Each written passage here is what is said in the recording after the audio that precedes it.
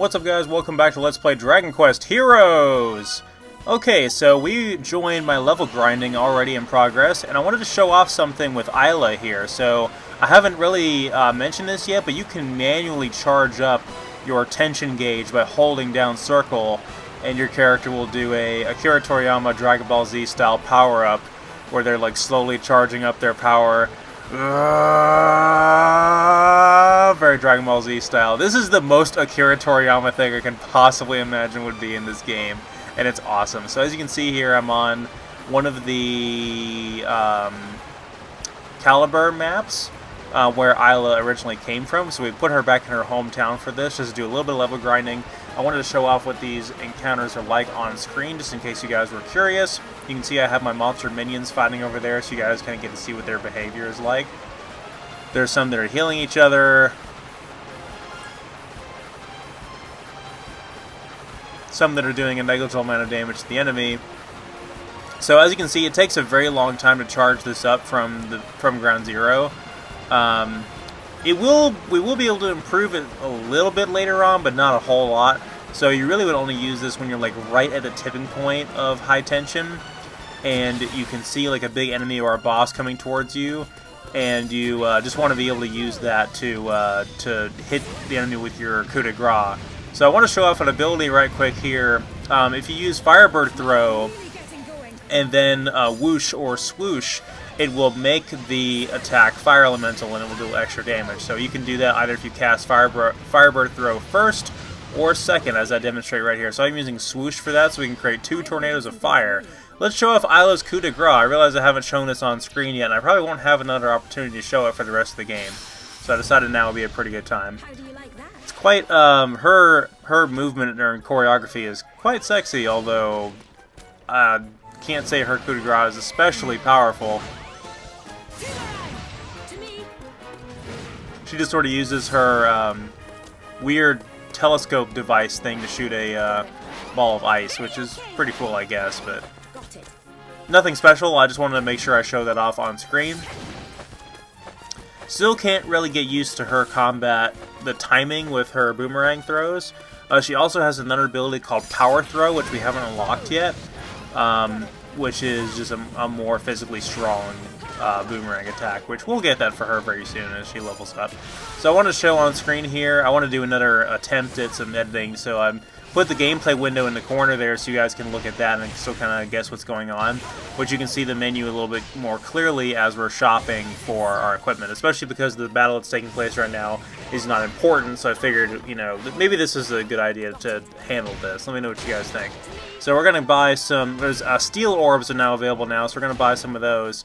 There's also the Orb of Evasion, which is a bit more expensive and will increase your evasion more than it does your defense. So there's a little bit of a trade-off there. As we get later into the game and we have more orbs that are available to us, there's a trade-off as to which ones deal more damage and which ones resist more damage and which ones have different abilities tied to them. So I'm going to strategically split up which orbs are equipped to my main party members, as opposed to just equipping the most recent, most expensive one out there. So I want to show off a little bit of Kirill's Combat Sandbox again here, because a couple of abilities he can do, such as his aerial combo, I haven't shown off before. But mainly I just wanted to show off that Firebird Throw Swoosh to make fire tornadoes, which is pretty cool there. Something I never really knew about Isla during my test runs that I wanted to make sure I showed off on screen. Alright, so we are moving on with the main quest. Me buying those orbs and accepting some accolades and one side quest is pretty much the only thing I did off screen there. Nothing major. I turned in the side quest and got a silver nugget. Yeah, silver nugget we can sell. So nothing really major there. So we're going into the first map in Granite, which is the underground caverns that the dwarves live in, of course, because we had in this incredibly mundane story we have to have elves and dwarves because it's a fantasy setting. So really quick, I'm bringing in Isla just to get a couple more levels on her. I want her to be like at least level 20 before we kind of table her for the rest of the game, except for that one chapter that we have to have her in later on. So I wanted to bring in Jessica and Yangus and finally show them off on screen. So Jessica is primarily a mage type character, so she's not especially known for her physical attacks, but she has a lot of really cool abilities. So in her normal melee attack, if you hit square twice and then hit triangle, you'll do a move called Serpent's Bite, which sort of whiplashes a bunch of enemies in front of you in this big AoE attack, and actually does quite a bit of damage. So Serpent's Bite is incredibly good at getting rid of these enemies in front of us. We're going to swap over to Yangus and attack this great Saber Cat here. So Yangus is incredibly tanky. He has a ton of HP and physical strength, as you would expect from an axe-wielding character. He's definitely our fighter berserker class for this. So he's very, very difficult to kill. One thing I forgot to do before this fight was I forgot to actually use Jessica and Yangus's points to give them abilities, so I'm going to have to do that before the next video. So I don't have Helm Splitter right now, and I don't have the Crack spell for Jessica, which is the ice spell in this game. But we will be getting that for her pretty soon. We'll also be getting the most important ability for Jessica, which is Hustle Dance, which is her healing ability, which is the main reason we're going to be having Jessica in our party for the rest of the game, pretty much. She also has an ability called, and I'm not making this up, it's called Sexy Beam, and we'll show that off when we get to it. She basically sends out a giant heart as a beam attack, which is, I don't really rely on it too much. It's not especially useful. So, unfortunately, you can see here how many hits that would deal to all those muddy hands in front of us. But unfortunately, Jessica has a status ailment that prevents her from being... I think she's blinded right now. I don't know what that status is called in the... maybe it's dazzled in Dragon Quest series. I'm not sure what this status ailment is called in the Dragon Quest series, but she wasn't able to hit any of the enemies in front of her. And now Isla has it too. I think it's these muddy hands that do that, which is really aggravating. So, I don't know if I've said so before, but more and more Maw Keepers now later in the game are going to be these Knight-type characters. So it's going to be really difficult for our normal melee characters like Aurora and Terry to really deal any damage to them because they keep running into their shields. So we need to be extremely careful with how we handle that. Either hit them with a magic or an AoE attack, or using Terry to try to hit them from the back. You know, we can get around them quickly enough.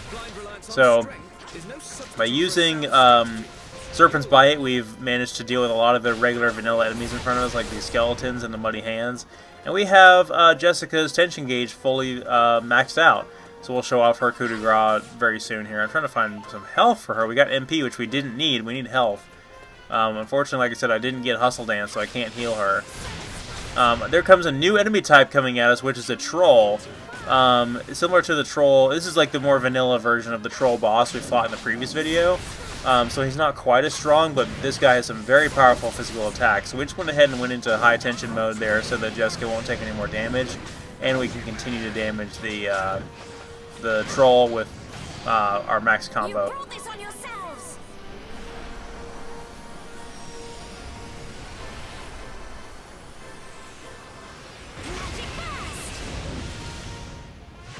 Nice. Very, very, very powerful attack there.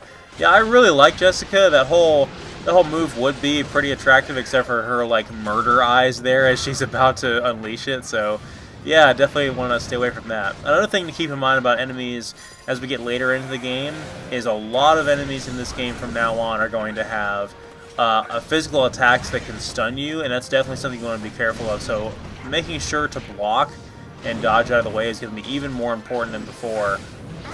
Just because once you get stunned, there's really no way to get out of it except for time to just pass, which is incredibly wasteful and could really screw you over.